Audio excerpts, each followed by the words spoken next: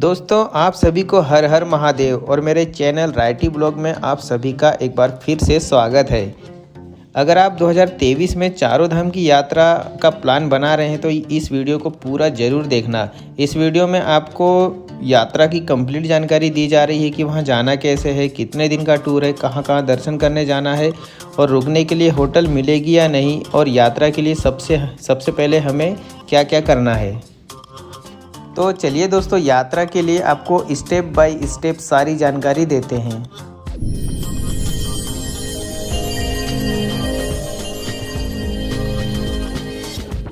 दोस्तों केदारनाथ, बद्रीनाथ, गंगोत्री और यमुनोत्री की यात्रा करने के लिए, चारों धाम की यात्रा करने के लिए सबसे पहला जरूरी काम करना है, हमें रजिस्ट्रेशन करवाना है, क्योंकि बिना रजिस्ट्रेशन के आप किसी भी धाम की यात्रा या दर्शन नहीं कर पाएंगे। दोस्तों रजिस्ट्रेशन कराने के लिए आप स्क्रीन पर दिए गए इन ऑप्शन में से किसी से भी आप रजिस्ट्रेशन करवा सकते हैं।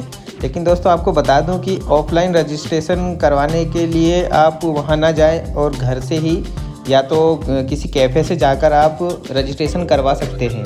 दोस्तों चार धाम की यात्रा का जब हम रजिस्ट्रेशन करवाते हैं तो हमें फॉर्म में दर्शन करने की तारीख देनी होती है कि हमें किस दिन और कौन से धाम का दर्शन करना है। रजिस्ट्रेशन में हमें बताना होता है कि हम उत्तराखंड में कितने दिन रहेंगे, यानी उत्तराखंड राज्य में प्रवेश से लेकर बाहर आने तक। दोस्तों रजिस्ट्रेशन तुरंत हो जाता है और हमें यात्रा पास मिलता है, जिससे हम उत्तराखंड के चारों धाम के दर्शन कर सकते हैं, और इसी यात्रा पास से हमें प्रत्येक धाम के दर्शन के लिए टोकन मिलेगा।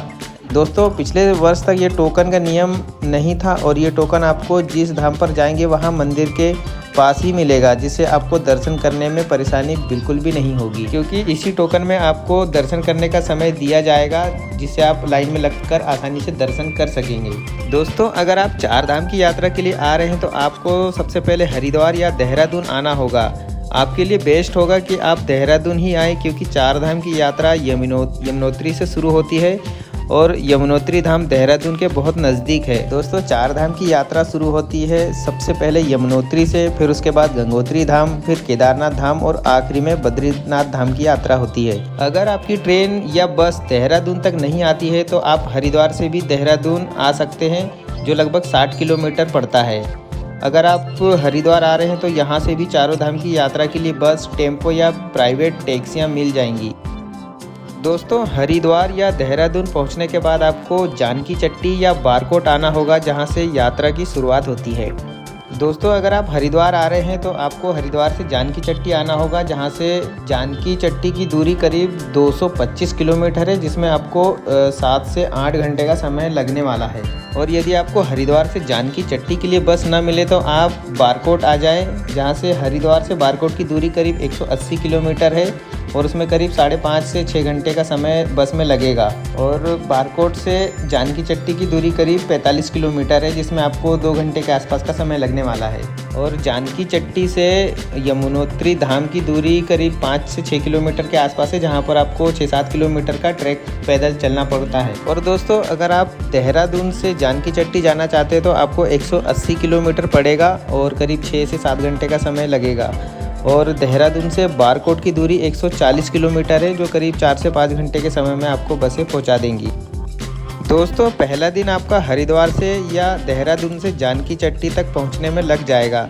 जानकी चट्टी पहुंचने के बाद आपको होटल लेकर रुकना है और दूसरे दिन जानकी चट्टी से यमुनोत्री धाम का 6 से 7 किलोमीटर का ट्रैक करना है और दर्शन करने के बाद वापस जानकी चट्टी आना है और रात में वहाँ स्टे करना। दोस्तों अगर आप बारकोट में रुके हैं तो आपको आने जाने में करीब 90 किलोमीटर का सफ़र ज़्यादा करना है, इसलिए आपको 3 से 4 घंटे का समय मैनेज करना पड़ेगा। दोस्तों पहले धाम की यात्रा हमारी यहीं समाप्त होती है।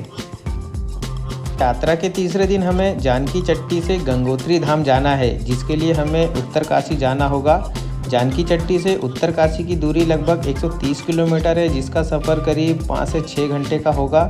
और बारकोट से उत्तरकाशी की दूरी लगभग 80 किलोमीटर है, जिसका सफ़र करीब 2.5 घंटे का होगा। दोस्तों जानकी चट्टी से आपको बहुत सारी बसें मिल जाएंगी।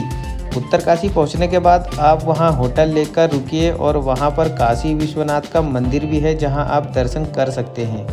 दोस्तों यात्रा का तीसरा दिन उत्तरकाशी में समाप्त होता है और अगले दिन मतलब चौथे दिन आपको गंगोत्री धाम की यात्रा करना है। दोस्तों चौथे दिन आपको उत्तरकाशी से गंगोत्री धाम के लिए निकलना है। यहाँ आपको यात्रा के लिए बसें मिल जाएंगी। उत्तरकाशी से गंगोत्री धाम की दूरी 100 किलोमीटर है, जिसमें करीब 5 घंटे का समय लग सकता है। गंगोत्री धाम में आपको ज़्यादा ट्रैकिंग नहीं करनी पड़ेगी, जिससे आप गंगोत्री धाम में दर्शन करके वापस उत्तरकाशी आ जाएंगे। दोस्तों चौथे दिन भी आपको उत्तरकाशी में ही रुकना है और अगले दिन मतलब 5वें दिन हमारे केदारनाथ धाम के लिए निकलना है, जहां हमें सोनप्रयाग तक पहुंचना होगा।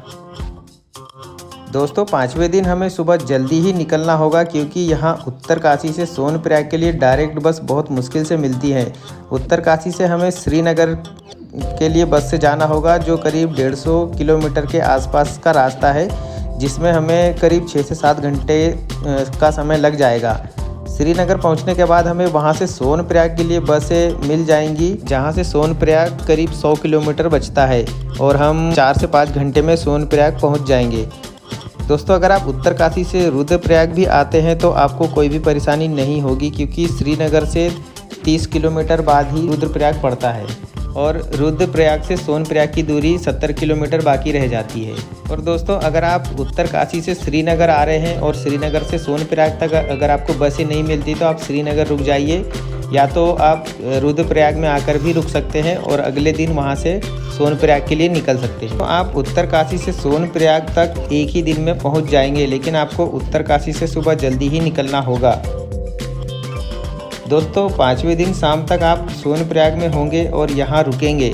अगर आपको सोनप्रयाग में होटल या रूम ना मिल पाए तो आप सोनप्रयाग से करीब 1 किलोमीटर पहले ही सीतापुर में रुक सकते हैं, जो सबसे अच्छा होगा, क्योंकि वहाँ सीतापुर में आपको रूम होटल आसानी से मिल जाएंगे।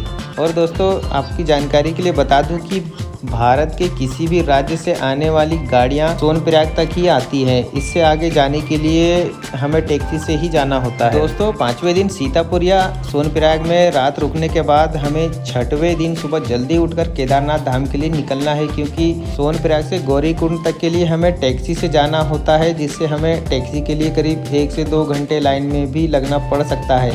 सोनप्रयाग से गौरीकुंड की दूरी 4 किलोमीटर है और टैक्सी का किराया 50 या 60 रुपये के आसपास हो सकता है। दोस्तों गौरीकुंड में पहुंचने के बाद आप वहां नीचे जाकर स्नान भी कर सकते हैं और उसके बाद अपनी ट्रैकिंग कर सकते हैं। गौरीकुंड में कुछ दूर चलने के बाद आपको केदारनाथ ट्रैकिंग वाला बोर्ड दिख जाएगा, जहाँ पर लिखा है कि केदारनाथ मंदिर तक की दूरी 16 किलोमीटर है। लेकिन दोस्तों आपको बता दूं कि ये जो दूरी है मंदिर तक की, यहाँ से करीब 22 से 23 किलोमीटर पड़ती है। गौरीकुंड से केदारनाथ मंदिर तक पैदल पहुंचने में करीब 8 से 10 घंटे लगते हैं। अगर आप पालकी से जाना चाहते हैं तो करीब 10,000 रुपये और घोड़े से जाना चाहते हैं तो आपको 3,000 रुपये तक देने होंगे। अगर आप घोड़े से जाते हैं तो आप 4 से 5 घंटे में पहुंच जाएंगे। दोस्तों 6वें दिन हम शाम तक केदारनाथ मंदिर में पहुंच जाएंगे और वहां रात रुकेंगे, क्योंकि पैदल चलने में हम काफ़ी ज़्यादा थक जाते हैं। केदारनाथ में रुकने के लिए होटल मिल जाएंगे, जिनका किराया करीब 5,000 रुपये से भी ज़्यादा होता है। बेहतर होगा आप कैंप में ही रुके, जहां आपको 500 से 600 रुपये देने होंगे। दर्शन आप अपने हिसाब से कर सकते हैं। अगर आप रात में ही दर्शन करना चाहते हैं तो कर सकते हैं, नहीं तो सुबह जल्दी उठकर दर्शन कर सकते हैं। दर्शन करने में आपको करीब 2 से 3 घंटे का समय लग जाएगा। 7वें दिन सुबह दर्शन करने के बाद आप वहां भैरवनाथ मंदिर भी जा सकते हैं, जो 1 किलोमीटर ऊपर बना हुआ है। दोस्तों 7वें दिन आपको सुबह 10 या 11 बजे वहां से वापस गौरीकुंड के लिए निकलना है। वापस पैदल आने में आपको ज़्यादा समय नहीं लगेगा, आप 5 से 6 घंटे में आ जाएंगे। इसके बाद दोस्तों आप गौरीकुंड, सोनप्रयाग या तो सीतापुर में भी रुक सकते हैं, क्योंकि अगले दिन हमें बद्रीनाथ धाम के लिए निकलना है। 8वें दिन सुबह जल्दी हमें करीब 5 बजे निकलना होगा, नहीं तो ट्रैफिक बहुत बढ़ जाएगा, क्योंकि उत्तराखंड में पूरा पहाड़ी इलाका है, जहां रात में ज़्यादा कोई सफ़र नहीं करता है। सोनप्रयाग से बद्रीनाथ की दूरी 225 किलोमीटर है, जो 8 से 9 घंटे में तय कर सकते हैं। दोस्तों 8वें दिन शाम तक आप बद्रीनाथ धाम पहुंच जाएंगे और आप भारत के आखिरी गांव माना गांव भी ज़रूर जाना। बद्रीनाथ में आप सुबह दर्शन करने के बाद आप वहां से और भी जगह घूमने जा सकते हैं, या तो आप बद्रीनाथ दर्शन करने के बाद हरिद्वार के लिए निकल सकते हैं। दोस्तों बद्रीनाथ से हरिद्वार के बीच आपको कर्णप्रयाग, रुद्रप्रयाग और देवप्रयाग संगम भी देखने को मिलेंगे, जहां पर आप रुककर उस जगह का आनंद भी ले सकते हैं और वहां जाकर स्नान भी कर सकते हैं। तो चलिए दोस्तों अब बात करते हैं कि हमें 4 धाम की यात्रा में कुल कितना खर्चा लगेगा। दोस्तों कुल मिलाकर एक व्यक्ति का खर्चा करीब 15,000 रुपये के आसपास आने वाला है इन चारों धाम की यात्रा के लिए। तो दोस्तों आपको बताऊं कि हमें केदारनाथ धाम या तो चारों धाम की यात्रा कब करनी चाहिए। दोस्तों चारों धाम की यात्रा 6 महीने के लिए खुलती है, जिसमें आप बारिश का सीज़न छोड़कर मई, जून या सितंबर के आखिरी में या तो अक्टूबर में जाए तो ज़्यादा अच्छा होगा, जो बहुत ही अच्छा, सबसे अच्छा माना जाता है। और दोस्तों हमारी यात्रा जो थी वो 2022 में 15 अक्टूबर से 20 अक्टूबर के बीच की थी, जो हमारी बद्रीनाथ और केदारनाथ की यात्रा थी। और उस समय हमें केदारनाथ में बर्फबारी भी देखने को मिली थी, जो बहुत ही अच्छा था।